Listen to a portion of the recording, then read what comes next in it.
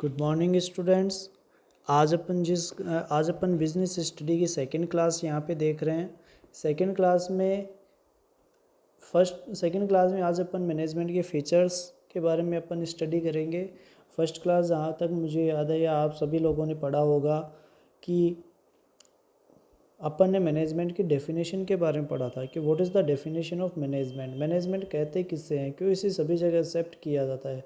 इसके अलावा ऐसी कौन कौन सी चीज़ें हैं जो मैनेजमेंट में अपने को देखने को मिलती है। अलग अलग स्कॉलर्स जो अलग अलग विद्वान हुए, अलग अलग जो मैनेजमेंट थिंकर्स हुए, प्रबंध शास्त्री, उन्होंने भी प्रबंध की मैनेजमेंट की अलग अलग डेफिनेशन दी थी। ठीक है, आज अपन फीचर्स के बारे में देखेंगे कि what is the features of economics management. What is the features of management. तो अगर अपन इसकी बात करें तो देखो, मैनेजमेंट के फीचर्स में सबसे पहले यहाँ पे अपन देखेंगे कि management is defined by scholars in various ways. बिल्कुल सही बात है, लास्ट टाइम अपन ने यही पढ़ा था कि अलग अलग मैनेजमेंट स्कॉलर्स ने, स्कॉलर्स का मतलब विद्वान, अलग अलग जो प्रबंध शास्त्री, उन्होंने अलग अलग तरीके से इसे परिभाषित किया। तो management is defined by scholars in various ways after in depth analysis. अगर अपन डेप्थ एनालिसिस करें उसके बाद जो फॉलोइंग फीचर्स है, आगे जो दिए हुए फीचर्स है, कैरेक्टरिस्टिक्स है मैनेजमेंट की, वो एक्सप्लेन की गई है। तो अगर अपन इसके अकॉर्डिंग बात करें तो सबसे पहले जो फीचर्स आप लोगों को बता रखा है, ठीक है, जो मैं साथ साथ में हाईलाइट भी करता जा रहा हूँ कि managers get work done from other people and they themselves manage material work such as planning, organizing, direction and control. बिल्कुल सही डेफिनेशन इसकी है, इसके सही कैरेक्टरिस्टिक्स पहले अपने को बता रखी है कि जो मैनेजमेंट फंक्शंस है ये कौन कराएगा, मैनेजर। तो manager gate work done from other people, तो मैनेजर तो एक वो पर्सन हो गया जो दूसरों से काम करवाएगा। ठीक है, किससे रिलेटेड काम कराए साहब, मैनेजमेंट से रिलेटेड काम कराएगा। And they themselves managerial work. कौन कौन से वर्क होते हैं मैनेजराइल वर्क, 5 फंक्शन अपन ने देखे थे, उनमें से 4 यहाँ पे बताए हुए हैं, planning, organization, direction and control. तो जो पहला पॉइंट आप लोगों ने पढ़ा, हिंदी मीडियम वाले भी साथ साथ ध्यान देते जाए कि प्रबंध अन्य लोगों से कार्य करवाते हैं और वे स्वयं प्रबंधकीय कार्य है। कौन कौन से प्रबंधकीय कार्य, प्लानिंग मतलब नियोजन, ऑर्गेनाइजेशन मीन्स संगठन, डायरेक्शन मीन्स निर्देशन एंड कंट्रोलिंग मीन्स नियंत्रण। ठीक है, एक स्टाफिंग वर्क और होता है, वो भी ऐड किया जाता है मैनेजमेंट के। तो सेकंड जो कैरेक्टरिस्टिक्स है वो बता रखी है कि managing work is not irrelevant and aimless, कि मैनेजमेंट का जो वर्क है वो इररिलेवेंट और एमलेस नहीं हो सकता। बिल्कुल, ये अपन डेफिनेशन में भी पढ़े थे, प्री डिटरमाइंड ऑब्जेक्टिव, कि मैनेजमेंट किया क्यों जाता है, जो प्री डिटरमाइंड ऑब्जेक्टिव है, जो पहले से पूर्व निर्धारित जो उद्देश्य है उनको प्राप्त करने के लिए। तो एमलेस तो हो ही नहीं सकता, एमलेस का मतलब है उद्देश्य रहित, कोई ना कोई उद्देश्य जरूर रहेगा। ठीक है, इसका मतलब क्या हुआ कि कुछ ऑब्जेक्ट होते हैं, प्री डिटरमाइंड ऑब्जेक्ट होते हैं, उनको अचीव करने के लिए मैनेजमेंट का काम किया जाता है। तो managing work is not irrelevant and aimless, there are certain predetermined objective. Predetermined का मतलब होता है पूर्व निर्धारित, जो पहले से निर्धारित किए जा चुके हैं। उन उद्देश्यों को प्राप्त करने के लिए मैनेजमेंट यानी प्रबंध का काम किया जाता है, राइट। तो सेकंड जो डेफिनेशन है वो भी, सेकंड जो कैरेक्टरिस्टिक्स है वो भी अपने को ये बता रखी है कि managing work is not irrelevant and aimless, मतलब इररिलेवेंट नहीं हो सकता और एमलेस नहीं हो सकता, कोई ना कोई ऑब्जेक्ट ज़रूर रहेगा और वो उनको अपन बोलते हैं pre determined objectives, pre determined objective. तीसरा जो आपके यहाँ पे बता रखा है, ठीक है, वो तीसरा क्या बता रखा है कि managing work is easy to get done in a formal group, groups of unorganized people are only crowd which is difficult to manage. मतलब मैनेजिंग वर्क, मतलब मैनेजमेंट का जो काम है, is easy to get done in a formal group.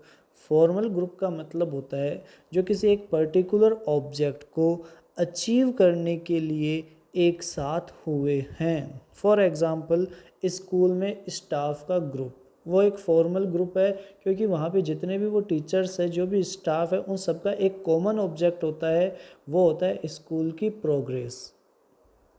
ठीक है, तो उसी तरीके से यहाँ पे ये बताया गया है कि managing work is easy to get done in a formal group. मतलब मैनेजमेंट का जो काम है वो एक फॉर्मल ग्रुप में आसानी से किया जा सकता है।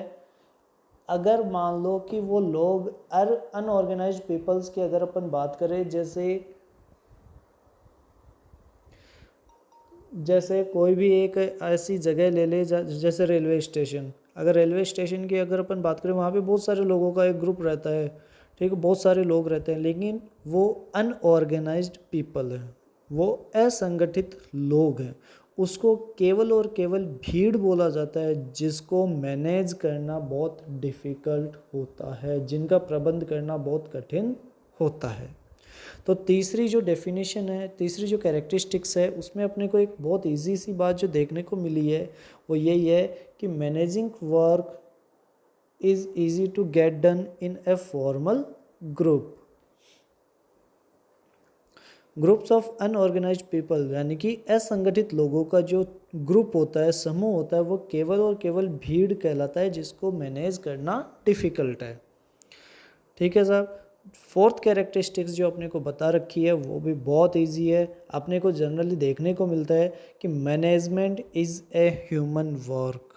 मैनेजमेंट क्या है? एक ह्यूमन वर्क है। मतलब मैनेजमेंट करने वाला कौन है? ह्यूमन। किसके थ्रू किया जाएगा? ह्यूमंस के थ्रू। ह्यूमन रिसोर्सेज जिसमें मैन इंपॉर्टेंट है। तो the management work is done by the best और special people of the society. Such persons, जिनको अपन मैनेजर्स बोलेंगे, have specialised knowledge, experience and connection. एक बहुत सीधी सी बात यहाँ पे बताइए, एक यहाँ पे मीनिंग भी आया अपने कनेक्शन का, जिसका मतलब होता है अनुभूति वाले। ठीक है, एक तो होता है अनुभव, एक्सपीरियंस, और एक अनुभूति, मतलब जिनको अपन बोले कि किसी भी काम के होने के लिए पता होता है कि किसी काम को कैसे ऑर्गेनाइज किया जाता है या किसी काम को कैसे एक्सरसाइज किया जाए। ठीक है, फोर्थ वाला मैं दोबारा से आपको बता रहा हूँ कि मैनेजमेंट का जो वर्क है वो टोटल ह्यूमन वर्क है, ह्यूमंस के थ्रू किया जाता है, मानव के द्वारा किया जाता है, मनुष्य के द्वारा किया जाता है। और ये मैनेजमेंट का जो काम है वो सोसाइटी की जो बेस्ट और स्पेशल जो पीपल होते हैं, जो विशेष लोग होते हैं, उन्हीं के थ्रू किया जाता है, जिनको अपन अपनी जर्नल लैंग्वेज में मैनेजर बोलते हैं। क्यों? क्योंकि उन मैनेजर्स के पास स्पेशल नॉलेज होता है, एक्सपीरियंस होता है। इसके बेस पे ये बोला जाता है कि management is a human work. Right. Fifth जो अपने को अगर कैरेक्टरिस्टिक्स सामने पढ़ने को मिल रही है वो है this is a very challenging task. ठीक है, चैलेंजिंग टास्क का मतलब चुनौतीपूर्ण कार्य। बिल्कुल अपने को देखने को मिलता भी है कि आज अपन जिस स्कूल में पढ़ रहे हैं वहाँ के स्टाफ को काफ़ी ये मैनेज करना, पूरे स्कूल को मैनेज करना एक बहुत ही चैलेंजिंग टास्क होता है। वहाँ की अगर अपन बात करें तो जिस स्कूल में आप पढ़ते हो, यहाँ पे मैनेजमेंट का जो काम देखा जाता है वो इसी तरीके से देखा जाता है कि this is a very challenging task, मतलब बहुत चुनौतीपूर्ण कार्य है। This is able to produce useful products और सर्विस यूजिंग ऑर्गेनाइज्ड रिसोर्सेज। बिल्कुल, ऑर्गेनाइज्ड रिसोर्सेज का यहाँ पे जो मतलब लिया गया है वो ये है कि जो भी रिसोर्सेज अपने को देखने को मिलते हैं, ठीक है, अलग अलग ऑर्गेनाइजेशन के लिए अलग अलग रिसोर्सेज रहेंगे।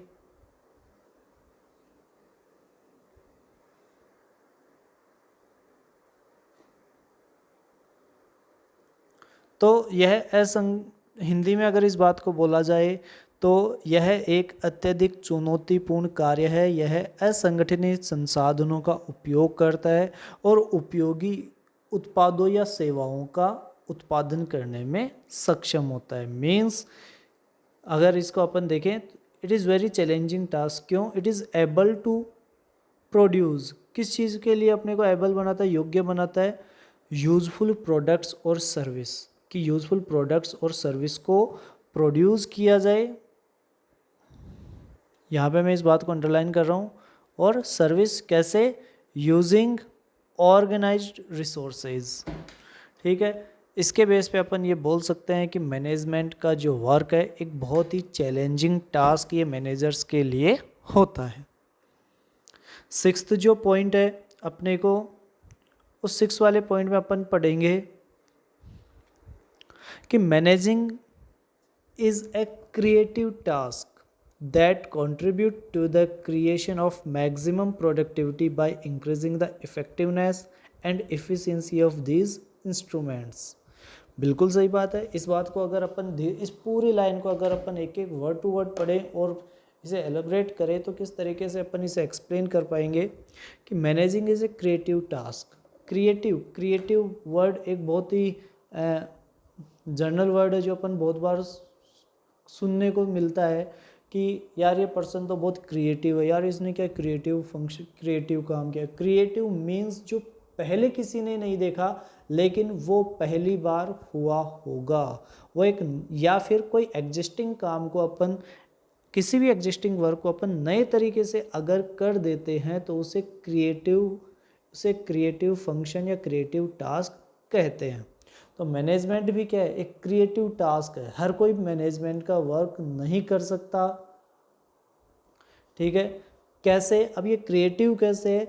क्योंकि जो भी रिसोर्सेज जो पहले अनयूजफुल थे, जो वेस्टेज थे, जो किसी काम में नहीं आ रहे थे, अब उन्हीं रिसोर्सेज को इस तरीके से अपन काम में ले सकते हैं जिससे मैक्सिमम प्रोडक्शन हो सकता है, या अपन ऐसे बोले कि जिनसे रिसोर्सेज की प्रोडक्टिविटी बढ़ सकती है। प्रोडक्टिविटी का मतलब होता है उत्पादकता बढ़ जाना। 6 पॉइंट को मैं हिंदी में भी ट्रांसलेट करके इसे बता रहा हूँ कि managing is a creative task, मतलब प्रबंध एक सृजनात्मक कार्य है। यह साधनों की प्रभावशीलता एवं दक्षता को, ठीक है, इफेक्टिवनेस एंड इफिशियंसी। इफेक्टिवनेस का तो मतलब होता है प्रभावशीलता और इफिशियंसी का मतलब होता है दक्षता। तो प्रभावशीलता और दक्षता दोनों को बढ़ाया जाता है, इंक्रीज किया जाता है। क्यों? जिससे मैक्सिमम प्रोडक्टिविटी, जिससे मैक्सिमम मतलब अधिकाधिक उत्पादकता का सृजन करने में योगदान हो सके, ठीक है। सभी स्टूडेंट्स को मैं एक बात और स्पेशल बताना चाहता हूँ कि मैंने ग्रुप पे हिंदी मीडियम की टेक्स्ट बुक डाल दी है, ठीक है। जल्दी ही मैं आज शाम को या कल सुबह तक मॉर्निंग में इसी बुक को, इंग्लिश मीडियम की जो बुक है उससे भी मैं पीडीएफ फॉर्मेट में सभी इस ग्रुप पे डाल दूंगा, जिससे आप दोनों बुक अपने पास रखें ताकि आपको ये बुक घर पे पढ़ने में इजी हो सके, आपके पास मटेरियल हो सके पढ़ने के लिए, राइट। तो तीसरी चीज़, अगर जो अपन ने 6 डेफिनेशन जो 6 कैरेक्टरिस्टिक्स जो अपन ने पढ़ी है वो इस तरीके से है कि मैनेजमेंट को क्या माना गया? एक क्रिएटिव टास्क माना गया। क्यों? क्योंकि contribute to the creation of maximum productivity. कैसे? By increasing the effectiveness and efficiency of these instruments. यहाँ पे इंस्ट्रूमेंट्स का मतलब है रिसोर्सेज, कि रिसोर्सेज को ज़्यादा इफेक्टिव बनाया जाता है, उनको इफिशिएंट बनाया जाता है। रिसोर्सेज फिजिकल रिसोर्सेज हो सकते हैं, ह्यूमन रिसोर्सेज हो सकते हैं, ठीक है। भौतिक भौतिक संसाधन और मानवीय संसाधन, इन दोनों तरीकों से संसाधनों को बांटा जाता है। ये बात अपन ने 11th में पढ़ चुके हैं। नेक्स्ट जो कैरेक्टरिस्टिक्स है वो इसकी ये है कि managing is a general principle, मतलब प्रबंध के कुछ सामान्य सिद्धांत होते हैं। ठीक है, managing is a general principle, मतलब एक इसे प्रिंसिपल बोल कि प्रिंसिपल का मतलब यहाँ पे सिद्धांत। This theory has been developed based on extensive research and wide experience by various academicians, thinkers and managers। मतलब मैनेजमेंट को आज एक प्रिंसिपल के वे में सभी जगह एक्सेप्ट किया जा चुका है। ये मान लिया गया है कि प्रेजेंट टाइम में कोई भी ऑर्गेनाइजेशन, चाहे वो छोटी से छोटा हो चाहे बड़े से बड़ा ऑर्गेनाइजेशन हो, विदाउट मैनेजमेंट के एग्जिस्ट नहीं करता। उसे एग्जिस्ट करने के लिए मैनेजमेंट का वहाँ पे फंक्शन होना कंपलसरी है। तो ये बात किस तरीके से बताई गई?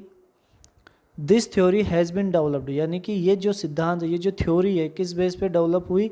बेस्ड ऑन एक्सटेंसिव रिसर्च, कि इसके ऊपर बहुत सारे रिसर्च किए गए, वाइड एक्सपीरियंस, किन का एक्सपीरियंस, किन के research? By various academicians, thinkers and managers. बहुत सारे थिंकर्स मतलब जो विद्वान है, जो प्रबंधक है, ठीक है, जो इनसे जुड़े हुए लोग हैं, प्रबंध से जुड़े हुए लोग हैं, उन सब के रिसर्च और उनका एक्सपीरियंस इस बात को प्रूफ करता है कि management is a general principle, कि एक मैनेजमेंट का है जो जर्नल प्रिंसिपल है, एक सामान्य सिद्धांत है।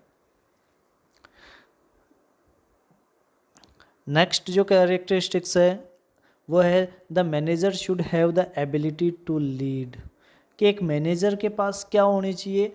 लीड करने की। देखो लीड वर्ड का मतलब क्या होता है? अपन एक वर्ड बहुत कॉमनली सुनते आए हैं, लीडर। ठीक है, लीडर का मतलब कौन होता है? लीडर एक वो पर्सन होता है जिसके कहने पर बाकी के लोग अपनी खुद की इच्छा से, खुद की विल से वो कोई भी काम करने के लिए रेडी हो जाते हैं। For example our prime minister is a great leader. क्यों कहा गया ये बात? क्योंकि लीडर की डेफिनेशन जो भी मैंने आपको बताई उसके अकॉर्डिंग लीडर वो पर्सन होता है जो कुछ भी बोल देता है, कुछ भी कार्य करने के लिए बोल देता है। सामने वाले जो उसके फॉलोवर्स हैं, लीडर के हमेशा फॉलोवर्स होंगे, ध्यान से समझ लेना, ठीक है। और मैनेजर के नीचे काम करने वालों को सबॉर्डिनेट बोला जाता है। दो अलग अलग वर्ड है, लीडर के नीचे काम करने वाले फॉलोवर्स, मैनेजर के नीचे काम करने वाले सबॉर्डिनेट्स, ठीक है। तो मैनेजर एक तरीके से लीडर भी होता है। जहाँ पे लीडर वर्ड काम में ले लेंगे वहाँ पे फॉलोवर्स वर्ड काम में लेंगे। तो मैं बता रहा था कि प्राइम मिनिस्टर नरेंद्र मोदी जी एक बहुत बड़े लीडर हैं जिनके कहने से इस कंट्री के लोग वो सब काम अपनी इच्छा से करने के लिए रेडी हो जाते हैं।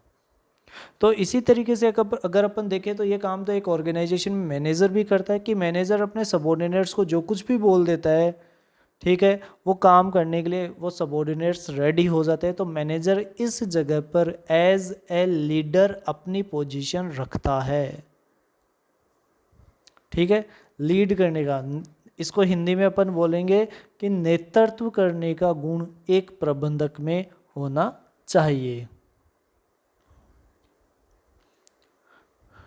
तो प्रबंधक में नेतृत्व करने की क्षमता होनी चाहिए। The manager should have the ability to lead.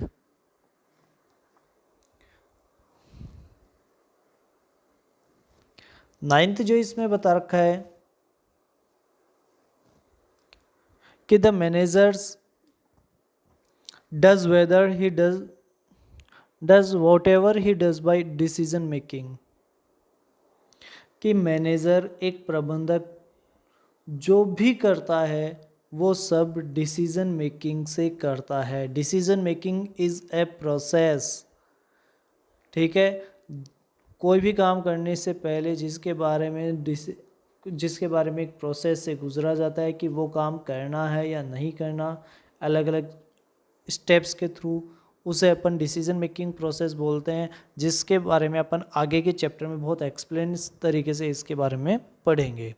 अभी अपने को केवल इतना सा पता होना चाहिए कि the manager does whatever he does by the decision making, कि प्रबंधक जो भी करता है निर्णयन के द्वारा ही करता है।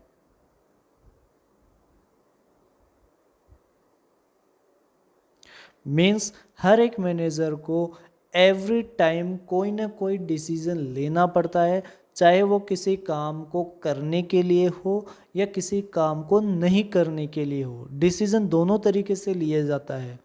जैसे आपको कहीं पे जाना है, किसी ने आपको पूछा गया, आपके मित्र ने आपसे पूछा है कि यार चलो शाम को कहीं बाहर जाके आते हैं। अब आप डिसीजन लोगे, या तो आपको जाना होता है या फिर आपको नहीं जाना होता है। तो डिसीजन दोनों चीज़ों से रिलेटेड होता है। यही बात यहाँ पे बताई गई है कि एक मैनेजर को अपने मैनेजमेंट के वर्क में पर डे बहुत सारे डिसीजन लेने पड़ते हैं, किसी काम को करने के लिए या किसी काम को नहीं करने के लिए। तो the manager does whatever he does by decision making. Sometimes there has to be a decision either in relation to doing some work, या तो किसी काम को करने के लिए, और regarding to avoidance of any work. Avoidance का मतलब होता है अवॉइड कर देना, मना कर देना, नकार देना। ठीक है, तो किसी काम को करने के लिए, किसी काम को नहीं करने के लिए एक मैनेजर को पर डे बहुत सारे डिसीजन लेने पड़ते हैं। तो इसमें जो इम्पोर्टेंट बात जो अंडरलाइन करने वाली है वो सिर्फ इतनी सी है कि the manager does whatever he does by decision making. Sometimes किस चीज़ के लिए? Decision making, decision either in relation to doing some work or regarding in avoidance of any work। Next जो कैरेक्टरिस्टिक्स है वो आपको बता रखी है कि managers can delegate some of their authorities to their subordinates for getting work done through others. बहुत important बात यहाँ पे अपने को पढ़ने को मिल रही है, जिसको मैं अंडरलाइन भी करा रहा हूँ कि मैनेजर को कभी कभी अपना काम दूसरों से करवाने के लिए अपने कुछ जो राइट्स होते हैं, जो अथॉरिटीज़ जो होती है, वो दूसरों को डेलीगेट करनी पड़ती है। डेलीगेट करने का हिंदी में इसे बोलता है सौंपा जाना। अपन जैसे घर पे आपके पिताजी कहीं पे जाने वाले हैं, मम्मी पापा कहीं पे जाने वाले हैं, ठीक है, आपको घर पे अकेला छोड़ के जा रहे हैं, साथ में कुछ काम भी बता के जा रहे हैं, साथ में कुछ राइट्स भी आपको दे के जा रहे हैं कि बेटा देख पैसे यहाँ पे पड़े हैं, इस पैसे को यहाँ पे इस तरीके से काम में लेना है, ये काम तो ऐसे करेगा, ये काम ऐसे करे। वहाँ पे आपको कुछ ऐसे राइट्स मिल जाते हैं जो काम आप पहले नहीं कर रहे थे, उनके प्रेजेंस में तो नहीं कर पा रहे थे, लेकिन अब उस काम को आप कर रहे हो। तो आपको कुछ अथॉरिटीज़ डेलीगेट की गई है, आपको कुछ अधिकार सौंपे गए हैं। तो एक ऑर्गेनाइजेशन में मैनेजर भी यही काम करता है।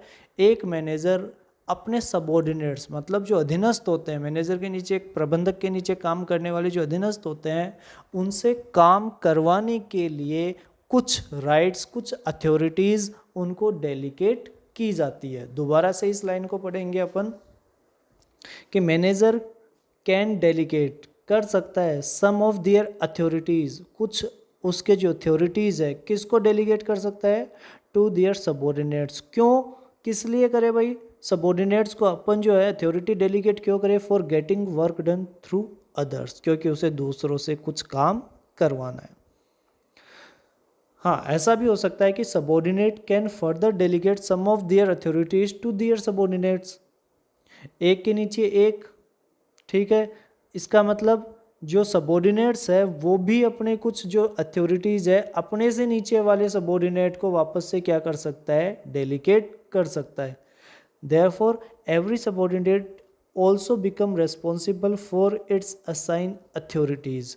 हर एक सबऑर्डिनेट उसे जो काम सौंपा गया है, उसे जो भी काम दिया गया है उसके लिए वो रेस्पॉन्सिबल भी बन जाता है। जैसे एग्जांपल मैंने आपको पहले दिया था कि पेरेंट्स आपके घर से बाहर जा रहे हैं, आपको कुछ काम बता के जा रहे हैं, लेकिन आपको कुछ राइट्स दिए गए, लेकिन इसके साथ साथ आपकी कुछ रेस्पॉन्सिबिलिटी भी अपने आप ही क्रिएट हो गई है। ये अपन आगे के चैप्टर में पढ़ेंगे। एक लाइन अपने को इस बुक में पढ़ने को मिलेगी, वो यही है कि authorities and responsibilities are work together.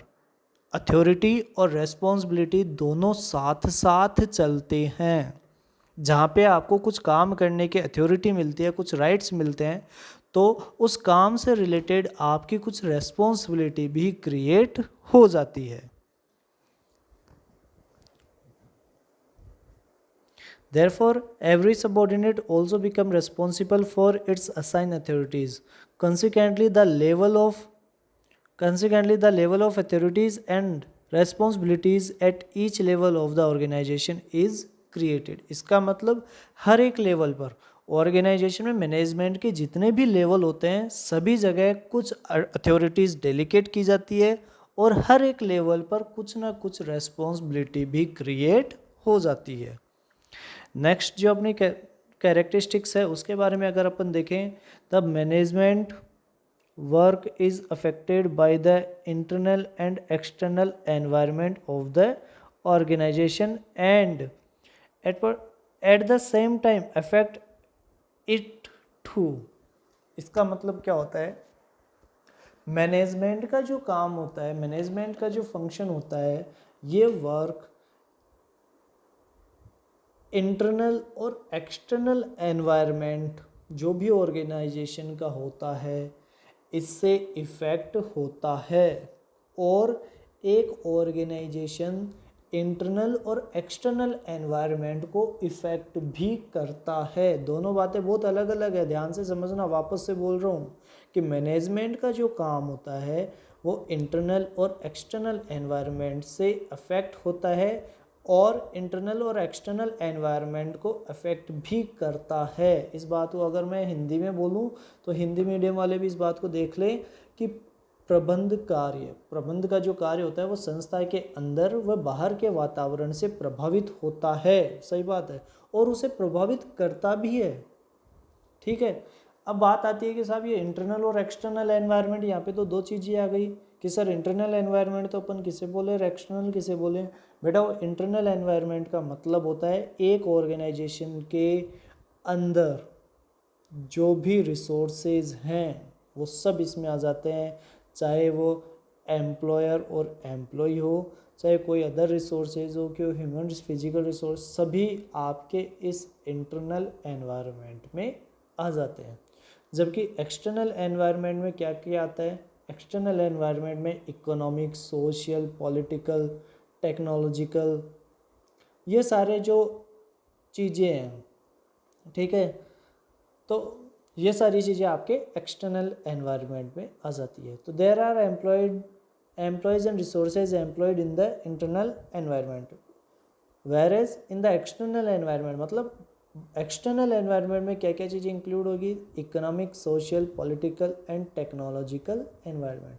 This entire environment, यानी कि ये पूरा environment and management functions interact with each other strongly, मतलब एक दूसरे से मजबूत तरीके से जुड़े हुए रहते हैं। कैसे, ऊपर पहली लाइन में बता दिया गया कि मैनेजमेंट के काम से एनवायरनमेंट इफेक्ट होगा और एनवायरनमेंट में कुछ भी हो रहा है, कुछ भी डिसीजन लिया जा रहा है, उससे ऑर्गेनाइजेशन भी इफेक्ट होता है। इस बात को अपन कैसे एक्सप्लेन कर सकते हैं कि एग्जाम्पल के थ्रू ले सकते हैं। अभी कोविड-19 जो बीमारी, महामारी जो चल रही है, इसमें गवर्नमेंट पर डे कोई ना कोई नया डिसीजन ले रही है रिलेटेड टू द ऑर्गेनाइजेशन। आज अपने को देखने को मिल रहा है कि यार कुछ ऑर्गेनाइजेशन में काम हो रहा है, कुछ में नहीं हो रहा, कुछ ऑर्गेनाइजेशन को ओपन रखा गया था, कुछ को नहीं रखा गया था। तो इसी तरीके का अगर अपन देखा जाए तो एनवायरनमेंट और मैनेजमेंट दोनों एक दूसरे से इफेक्ट होते हैं। नेक्स्ट पॉइंट की अगर अपन बात करें, जो 12th पॉइंट है वो भी अपने को इसी बारे में, नेक्स्ट कैरेक्टरिस्टिक्स के बारे में बताता है। वो क्या बताता है इसके बारे में ये भी अगर अपन देखें तो ये बताता है कि management is the process of coordinating human efforts and physical resources of organization. कि मैनेजमेंट एक तरीके से ऐसा काम है जिससे ऑर्गेनाइजेशन, जिससे किसी भी ऑर्गेनाइजेशन की अगर अपन बात करें तो वहाँ पे दो रिसोर्सेज को यहाँ पे दो कैटेगरी में डिवाइड करेंगे अपन, एक ह्यूमन रिसोर्सेज और एक physical resources. Physical resources means मशीनें, land, building etcetera. Physical resources है labour, employees, workers, managers, all these are include in human resources। मतलब संसाधन दो प्रकार के होते हैं, ठीक है। संसाधन दो प्रकार के होते हैं, एक मानवीय संसाधन और एक भौतिक संसाधन। भौतिक संसाधनों में अपन मशीन, भवन ये सारे शामिल कर लेते हैं, जबकि मानवीय संसाधनों में अपन कर्मचारियों को, श्रमिकों को, ठीक है, इसके अलावा और जो स्टाफ वाले उनको शामिल कर लेते हैं। पॉइंट का मतलब क्या है, ये दोनों चीज़ें के एक दूसरे से क्या मतलब हुआ कि इसका मतलब तो ये हो गया कि जो फिजिकल रिसोर्सेज है और जो ह्यूमन रिसोर्सेज है दोनों को कंबाइन करने का काम यहाँ पे किया जाता है। अपन जानते हैं दोनों अलग अलग जगह से आए हुए हैं, फिजिकल रिसोर्सेज और कहीं से आ रहे हैं, ह्यूमन रिसोर्सेज जो वर्कर्स है वो और कहीं से आ रहे हैं। अब उन दोनों को साथ में काम कराना है, मशीनों के ऊपर आदमी काम करेंगे या इक्विपमेंट के साथ आदमी काम करेंगे, दोनों को कोऑर्डिनेट करने का काम मैनेजमेंट के थ्रू पॉसिबल हो पाता है। So that the objective of the organization and the expectations of all sections related to it can be accomplished efficiently। मतलब जो ऑब्जेक्टिव है ऑर्गेनाइजेशन का और जो एक्सपेक्टेशंस है, एक्सपेक्टेशन मीन्स उम्मीदें, of all sections related to it, management से related जो भी है उन, ठीक है, तो उनसे रिलेटेड कोई भी अगर काम होता है तो यहाँ पे ये बताया जाता है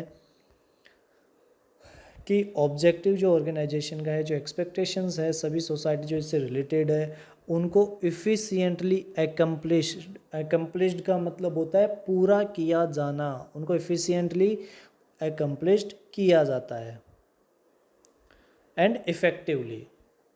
नेक्स्ट जो कैरेक्टरिस्टिक्स है अगर अपन इसकी बात करें 13, तो यहाँ पे जो डेफिनेशन है वो ये क्या बता रखी है, the manager takes into account the effective productivity of its resources. कि manager take into account the effective productivity of its resources. कि मैनेजर्स की ये एक रेस्पॉन्सिबिलिटी मानी जाती है कि रिसोर्सेज से मैक्सिमम प्रोडक्टिविटी और इफ़ेक्टिव प्रोडक्टिविटी को कैसे काम में लिया जा सकता है। तो it is a manager responsibility क्या, कि वो रिसोर्सेज से मैक्सिमम आउटपुट कैसे ले सकता है, मैक्सिमम प्रोडक्टिव लेकिन effective productivity. Next third point जो है अगर मैं इसको हिंदी मीडियम में बताऊं, हिंदी मीडियम वाले स्टूडेंट्स के लिए बताऊं तो 12 पॉइंट अपने को बहुत सीधा सा एक बात, 13 पॉइंट अपने को सीधी सी एक बात बता रखा है कि प्रबंधक अपने संसाधनों की प्रभावी उत्पादकता पर ध्यान रखता है कि उसके रिसोर्सेज से इफेक्टिव प्रोडक्टिविटी हो रही है। 14 एंड इम्पोर्टेंट पॉइंट जिससे 2 नंबर का क्वेश्चन बनता है एग्ज़ाम के पॉइंट ऑफ व्यू से, 14 और 15 दोनों पॉइंट इंपॉर्टेंट है, दोनों को ध्यान से समझेंगे।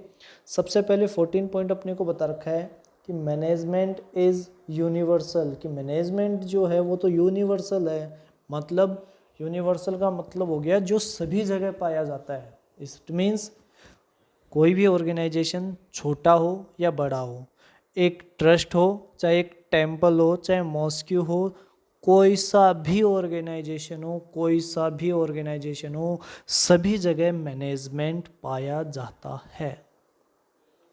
तो it is the function taken in small and large religious, political, military, social and business organisation. ये सारे टाइप के अपन ने ऑर्गेनाइजेशन देख लिए, छोटा बड़ा धार्मिक, रिलीजियस का मतलब धार्मिक, पॉलिटिकल मतलब राजनीतिक, मिलिट्री का मतलब सैनिक, सोशल सामाजिक, बिजनेस ऑर्गेनाइजेशन अपन जानते हैं व्यावसायिक संगठन जो भी है, सब में मैनेजमेंट पाया जाता है। तो अपन ये बोल सकते हैं कि मैनेजमेंट तो यूनिवर्सल है, मीन्स ये तो सभी जगह पाया जाता है। लास्ट जो अपने जो कैरेक्टरिस्टिक्स है वो आ रही है कि management is an invisible power, कि मैनेजमेंट तो एक इनविजिबल पावर है, मतलब मैनेजमेंट का काम कभी भी दिखाई नहीं देता है लेकिन वो मैनेजमेंट का काम हो रहा होता है। फॉर एग्जांपल, स्कूल जब खुलती है तो स्कूल का एक फिक्स टाइम होता है, उसी समय पर स्कूल पहुंचना होता है। टीचर्स आपके क्लास में टाइमली आते हैं, टीचर्स एक फिक्स टाइम के बाद में अपनी क्लास छोड़ के दूसरी क्लास में जाते हैं, आपके यहाँ पे दूसरा पीरियड अपने आप शुरू होता है। एक फिक्स टाइम होता है जिसके बाद लंच ब्रेक होता है, ठीक है। उसके बाद से आपको घर जाने का एक परफेक्ट टाइम होता है कि आपको इतनी बजे घर पे जाना होता है। ये सब क्या है, ये सब मैनेजमेंट का, ये सब क्या है, मैनेजमेंट पावर है जो इनविजिबल है, जो दिखाई नहीं देता लेकिन फील होता है।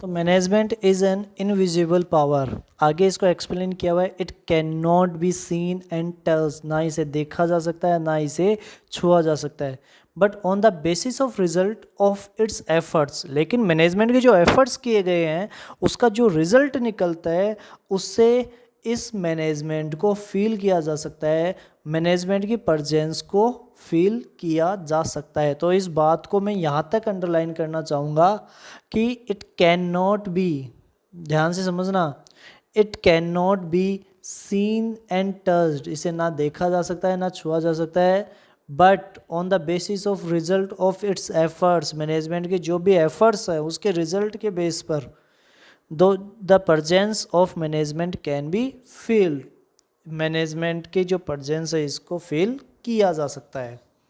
When all the work is done efficiently, the employees are satisfied, क्योंकि जब मैनेजमेंट का काम बहुत बढ़िया तरीके से कर दिया जाता है तो एम्प्लॉयज सेटिस्फाइड होते हैं। The organisation has a cordial work environment, cordial work environment का मतलब होता है एक बहुत अच्छा वर्किंग एनवायरनमेंट एम्प्लॉयज़ के लिए प्रोवाइड कराना। तो ऑर्गेनाइजेशन में भी एक क्या होता है, कॉर्डियल वर्क एनवायरनमेंट क्रिएट होता है, and the presence of the management power is easily estimated, और वहाँ पे अपन ये देख के बता सकते हैं कि मैनेजमेंट की जो पावर है यहाँ पर कितनी स्ट्रॉन्ग है। Sometimes the absence of invisible power of management is realised when the institutions start going toward failure. बिल्कुल बहुत एक इजी सिंपल सी बात बताई है कि एक ऑर्गेनाइजेशन जो एस्टेब्लिश हो चुका है 1 साल 2 साल 3 साल बाद में जब वो फेलियर की तरफ जाने लग जाता है, वो असफल होने लग जाता है ऑर्गेनाइजेशन, तब अपन क्या बोलते हैं कि यार इस ऑर्गेनाइजेशन का मैनेजमेंट बढ़िया नहीं था। अब इसका मतलब वहाँ पे भी अपन ने मैनेजमेंट को फील किया है कि मैनेजमेंट स्ट्रांग है या वीक है। At such a time, the power of management can be acknowledged by saying that in the absence of it, the organization can be flooded due to mismanagement. मतलब इस बात को अपन इस तरीके से समझ सकते हैं, पढ़ सकते हैं कि